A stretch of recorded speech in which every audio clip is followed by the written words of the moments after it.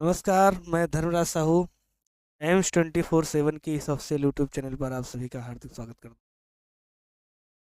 आज हम लोग बायोलॉजी के कुछ इम्पोर्टेंट क्वेश्चंस का अध्ययन करेंगे।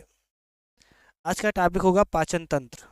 पाचन तंत्र से संबंधित महत्वपूर्ण क्वेश्चन जो किसी भी कॉम्पिटिटिव एग्जाम में पूछे जाते हैं, उनके बारे में जानते हैं। आज का पहला सवाल है, पाचन की क्रिया कहाँ से आरंभ होती है? आपके ऑप्शन है आमाशय, मुख, छोटी आंत, बड़ी आंत। पाचन की क्रिया कहाँ से आरंभ होती है? पाचन की क्रिया आपके मुख से प्रारंभ होती है। और अगर पूछा जाए पाचन का पूर्ण पाचन कहाँ होता है,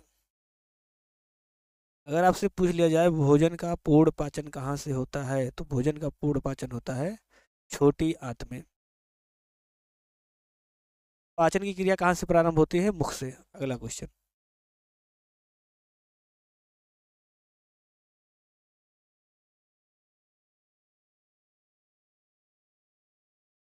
मनुष्य के शरीर की सबसे बड़ी ग्रंथि कौन सी है? अग्नाशय, यकृत, थायराइड, पिट्यूटरी। मनुष्य के शरीर की सबसे बड़ी ग्रंथि कौन सी है? तो यह है आपका लीवर, यकृत।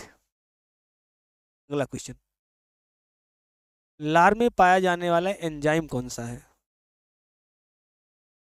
अगर आपसे पूछ ले एंजाइम का कार्य क्या है, तो एंजाइम भोजन को पचाने का कार्य करता है। तो आपसे क्वेश्चन पूछा है लार में पाया जाने वाला एंजाइम कौन सा है? Trypsin, ptyalin, trypsin, lipase. तो लार में पाया जाने वाला एंजाइम कौन सा है? टाइलिन।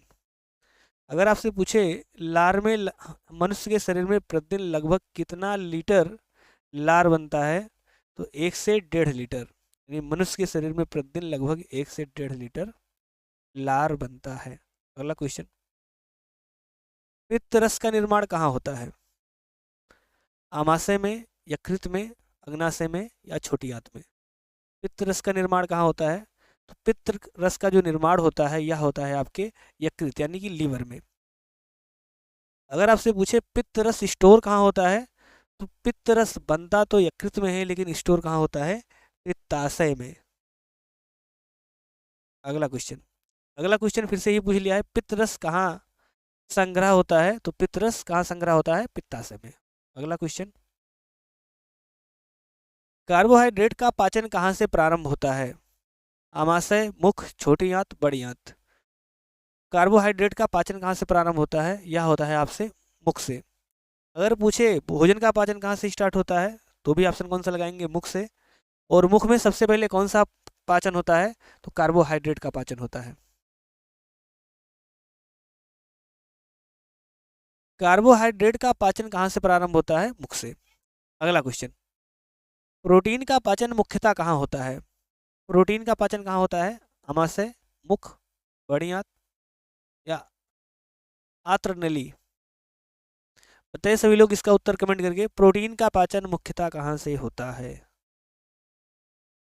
कमेंट करिए सभी लोग, प्रोटीन का पाचन मुख्यतः कहाँ से होता है? आमाशय, मुख, बड़ी आंत या आंत्र नली। तो प्रोटीन का पाचन मुख्यतः कहाँ से होता है? यह होता है आपके आमाशय से। अगला क्वेश्चन, भोजन का अधिकतर पाचन सॉरी अगला क्वेश्चन है, भोजन का अधिकतर अवशोषण कहाँ होता है?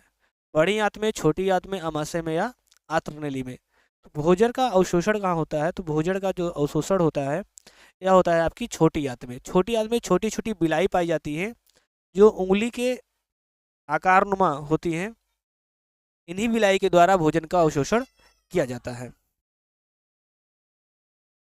अगला क्वेश्चन, मनुष्य के शरीर में दांतों की संख्या कितनी होती है? मनुष्य के शरीर में दांतों की संख्या कितनी होती है? तो एक वयस्क मनुष्य के शरीर में दांतों की संख्या कितनी होती है? 32। इस 32 दांत में,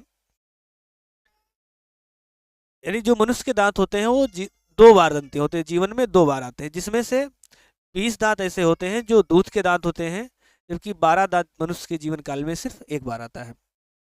आपसे अगर पूछ ले कि मनुष्य के जो दांत होते हैं वो कितने प्रकार के होते हैं, तो जो दांत होते हैं वो कितने प्रकार के होते हैं? 4 प्रकार के। उनमें इंसाइजर, कैनाइन, प्रीमोलर और मोलर। तो मनुष्य में दांतों की संख्या कितनी होती है? 32। अगला क्वेश्चन, अमाशय में पाया जाने वाला अम्ल कौन सा है? तो अमाशय में कौन सा अम्ल पाया जाता है? सल्फ्यूरिक अम्ल, हाइड्रोक्लोरिक अम्ल, नाइट्रिक अम्ल या कार्बोनिक अम्ल? तो अमाशय में कौन सा अम्ल पाया जाता है? अमाशय में आपका पाया जाता है HCl, हाइड्रोक्लोरिक अम्ल। अगला क्वेश्चन, छोटी आंत की लंबाई लगभग कितनी होती है? अगर आपसे पूछ ले आहार नाल की लंबाई कितनी होती है, तो आहार नाल की लंबाई कितनी होती है? यह होता है 8 से 10 मीटर। इसमें छोटी आंत की लंबाई कितनी होती है? लगभग 6.5 मीटर। तो आपका सही ऑप्शन कौन सा हो जाएगा? 6 मीटर। छोटी आंत की लंबाई कितनी होती है? 6 मीटर। अगला क्वेश्चन, बड़ी आंत का मुख्य कार्य क्या है? क्वेश्चन है, बड़ी आंत का मुख्य कार्य क्या है? बड़ी आंत का मुख्य कार्य क्या है? पाचन, जल का अवशोषण, एंजाइम बनाना या हार्मोन बनाना? बताइए सभी लोग इसका उत्तर कमेंट करके। बड़ी आंत का मुख्य कार्य क्या है? चलिए कमेंट करिए इसका उत्तर, बड़ी आंत का मुख्य कार्य। तो बड़ी आंत का मुख्य कार्य क्या है? जल का अवशोषण करना। ऑप्शन नंबर बी, बड़ी आंत का मुख्य कार्य क्या है? जल का अवशोषण करना। अगला क्वेश्चन, पेप्सिन एंजाइम किसके पाचन में सहायक है? पेप्सिन एंजाइम किसके पाचन में सहायक है? हम सभी जानते हैं एंजाइम का कार्य क्या है। एंजाइम का कार्य होता है भोजन को पचाना। तो एक प्रकार का एंजाइम होता है पेप्सिन। तो पेप्सिन एंजाइम किसके पाचन में सहायक होता है? वसा के, प्रोटीन के, कार्बोहाइड्रेट के या विटामिन के? तो पेप्सिन का पाचन, मतलब पेप्सिन किसके पाचन में सहायक होता है? तो यह होता है आपके प्रोटीन के। एक पूछता है रेनिन, रेनिन किसके पाचन में सहायक होता है? तो रेनिन भी दूध के पाचन में ही सहायक होता है, यानी वह भी प्रोटीन के पाचन में ही सहायक होता है। आपसे पूछ ले अगर कि दूध के पाचन में कौन सा सहायक होता है? दूध के पाचन में आपका रेनिन नामक एंजाइम सहायक होता है। आपसे पूछ ले पेप्सिन का श्रावण कहाँ से होता है? तो पेप्सिन का श्रावण कहाँ से होता है? आमाशय से होता है। अगला क्वेश्चन, ट्रिप्सिन एंजाइम कहाँ से स्रावित होता है? ट्रिप्सिन एंजाइम कहाँ से स्रावित होता है? यकृत, अग्नाशय, आमाशय, छोटी आंत? बताइए सभी लोग, ट्रिप्सिन एंजाइम कहाँ से स्रावित होता है? यकृत, अग्नाशय, आमाशय, छोटी आंत? तो ट्रिप्सिन एंजाइम कहाँ से स्रावित होता है? यह होता है आपके अग्नाशय से। अगला क्वेश्चन, मानव शरीर में भोजन को आगे बढ़ाने की क्रिया क्या कहलाती है? मानव शरीर में भोजन को आगे बढ़ाने की क्रिया क्या कहलाती है? परिस्टालिसिस, डायलिसिस, तो डायलिसिस, डिफ्यूजन या ओस्मोसिस? तो मानव शरीर में भोजन को आगे बढ़ाने की क्रिया क्या कहलाती है? परिस्टालिसिस। अगला क्वेश्चन, वसा के पाचन में कौन सा रस सहायक है? तो वसा के पाचन में कौन सा रस सहायक है? लार, पित्त रस, गैस्ट्रिक रस, लार व पित्त दोनों? बताइए सभी लोग, वसा के पाचन में कौन सा रस सहायक है? तो यह है आपका पित्त रस। अगला क्वेश्चन, आत्र नली की लंबाई कितनी होती है? तो अभी हमने ऊपर आपको बताया आत्र नली की लंबाई कितनी होती है।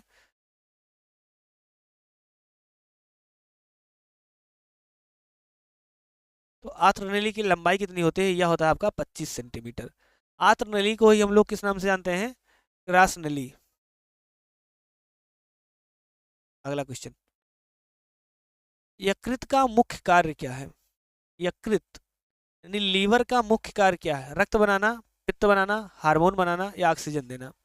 तो यकृत का मुख्य कार्य क्या है? पित्त बनाना। अगला क्वेश्चन, मनुष्य में दूध की दांत की संख्या कितनी होती है? बताइए सभी लोग, मनुष्य में दूध के दांतों की संख्या कितनी होती है?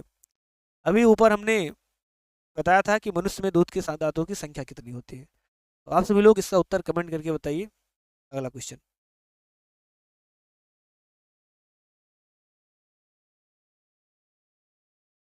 लार ग्रंथियां कितनी होती हैं? ये मनुष्य के मुख में जो लार बनता है वो, उनकी ग्रंथियों की संख्या कितनी होती है? 2, 3, 4 या 5? बताइए सभी लोग, लार ग्रंथियों की संख्या कितनी होती है? 2, 3, 4 या 5? तो मनुष्य में लार ग्रंथियों की संख्या कितनी होती है? 3। अगला क्वेश्चन, छोटी आंत के पहले भाग को क्या कहते हैं? क्वेश्चन है, छोटी आंत के पहले भाग को क्या कहते हैं? डियोडेनम, इलियम, जेजुनम, कोलन। बताइए, छोटी आंत के पहले भाग को क्या कहते हैं? छोटी आंत के पहले भाग को क्या कहते हैं? डियोडेनम। अगला क्वेश्चन, पाचन तंत्र में सबसे पहले भोजन कहाँ पहुंचता है?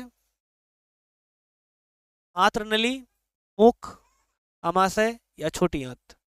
पाचन तंत्र में सबसे पहले भोजन कहाँ पहुंचता है? मुख में पहुंचता है। अगर आपसे पहले पूछ ले कि भोजन का पूर्ण पाचन कहाँ होता है, तो भोजन का पूर्ण पाचन कहाँ होता है? यह होता है आपके छोटी आंत में। अगला क्वेश्चन, वसा का पाचन मुख्यतः कहाँ होता है? मुख, अमाशय, छोटी आंत, बड़ी आंत? तो वसा का पाचन कहाँ होता है? तो वसा का पाचन आपके छोटी आंत में होता है। अगला क्वेश्चन, कौन सा अंग पित्त का संग्रह करता है? कौन सा अंग पित्त का संग्रह करता है? अग्नाशय, पित्ताशय, अमाशय, यकृत? बताइए, कौन सा अंग पित्त का संग्रह करता है? अग्नाशय, पित्ताशय, अमाशय या यकृत? कमेंट करिए सभी लोग इसका उत्तर। कौन सा अंग पित्त का संग्रह करता है? पित्ताशय, अमाशय, यकृत? पित्त का संग्रह कौन करता है? पित्ताशय। अगर आप लिप से पूछे पित्त बनता कहाँ है, तो ये बनता है लीवर में। अगला क्वेश्चन, मानव पाचन तंत्र में सबसे अम्लीय भाग कौन सा है? बहुत इंपॉर्टेंट क्वेश्चन है। मानव पाचन तंत्र में सबसे अम्लीय भाग कौन सा है? आमाशय, छोटी आंत, बड़ी आंत या आंत्र नली? मानव पाचन तंत्र में सबसे अम्लीय भाग कौन सा है? आमाशय, छोटी आंत, बड़ी आंत या आंत्र नली? तो पाचन तंत्र में सबसे अम्लीय भाग कौन सा है?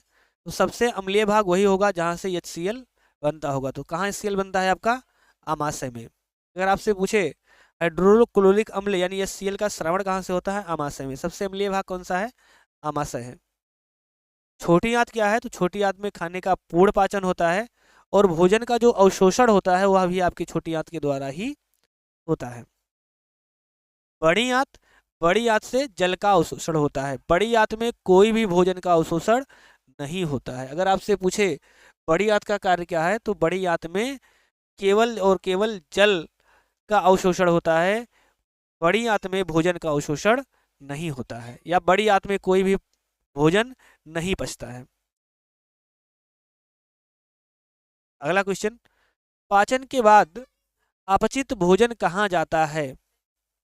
बड़ी आंत में, छोटी आंत में, आमाशय में या यकृत में? बताइए भाई से सभी लोग इसका उत्तर कमेंट करके। पाचन के बाद अपचित भोजन कहाँ जाता है? बड़ी आंत, छोटी आंत, आमाशय, यकृत? पाचन के बाद अपचित भोजन बड़ी आंत में जाता है।